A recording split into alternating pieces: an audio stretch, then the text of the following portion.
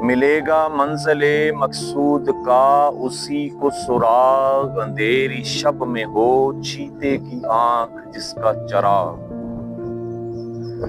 اندھیری شب میں ہو چیتے کی آنکھ جس کا چراغ، میسر آتی ہے فرصت فقط غلاموں کو،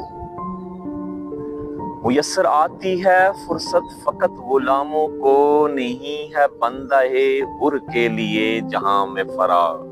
سامعین، جو کام کرنے والا بندہ ہے اس کی اس دنیا میں بڑی ڈیمانڈ ہے، اس کے لیے فراغت نہیں ہے۔ آپ کہتے ہیں نا کہ ہم یہ کام ختم ہو گیا تو ہمیں فرصت مل جائے گی، فرصت آپ کو نہیں ملے گی۔